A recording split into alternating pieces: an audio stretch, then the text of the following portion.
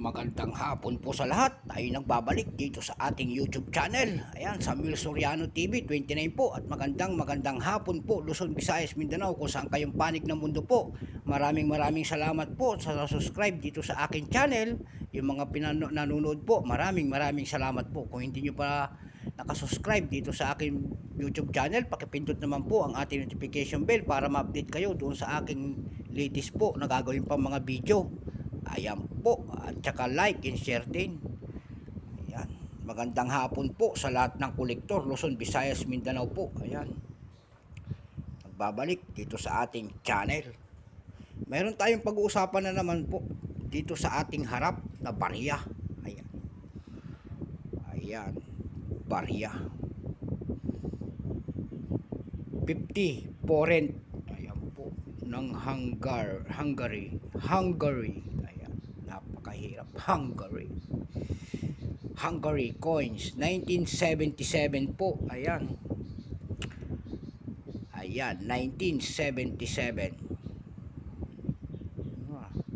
Grabe ang portrait. Ibon ang portrait niya. Ayan po, ibon. Ayan, kalapate yata ito.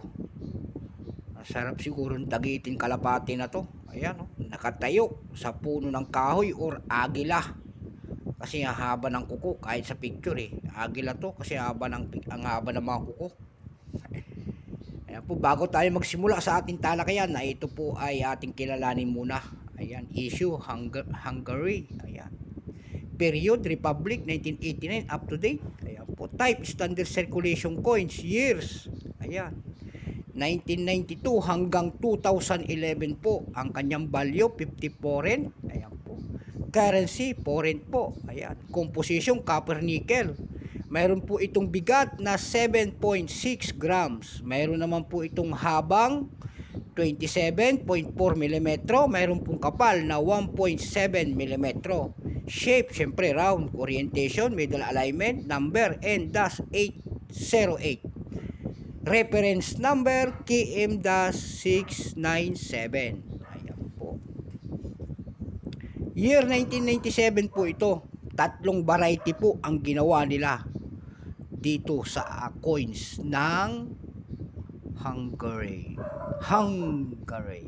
Ayan, napaka ano, yung common po is BP. Ayan po, 22% po. Ang ginawang piraso po doon ay 12,107,000 piraso. Ayan po. Doon naman mayroon price appraisal na po yun. Selling price, yung kanyang fine 9 pesos lamang. Yung fine is 12 pesos. Yung extra fine ay 14 pesos. Doon sa 22% nito. Ito po ang aking hawak.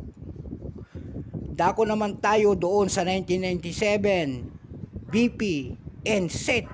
Ayan, NSET 0.06%. No price appraisal, wala rin, no mintage din. Ayan, bakante, ibig sabihin mahal yun. Dako naman tayo doon sa kabila na 1997 BP Proof Coin. Ayan, 0.16%. No price appraisal, no mintage. Walang pagkakakilanlan din. Bukod tangi itong common. Ito sa atin.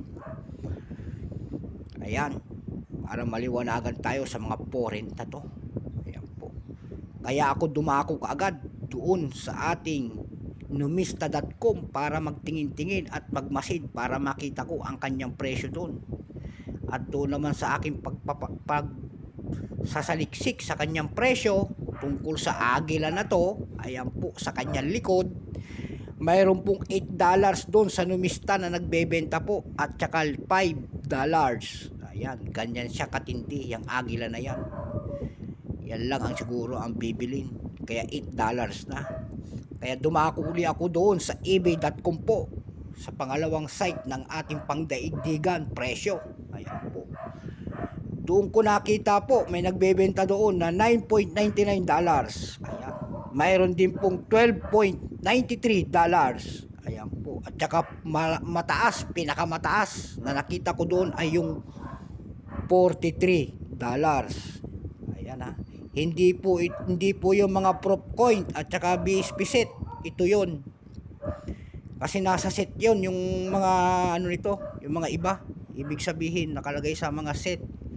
Kung 50, ganyan, nakalagay po sa set nila. Yung proof naman, hindi naman na tayo basta-basta makaano ng proof kasi nga nakaano yun. Nakalagay sa mga blister pack nila siguro yun. Ayan, so hanggang dito na lamang po, naliwanagan kayo dito sa ating foreign coins. Ayan, world coins po ito. So hanggang dito na lamang ang ating vlog sa hapong ito. Magandang hapon po sa lahat. Maraming salamat po sa nanonood ng aking YouTube video.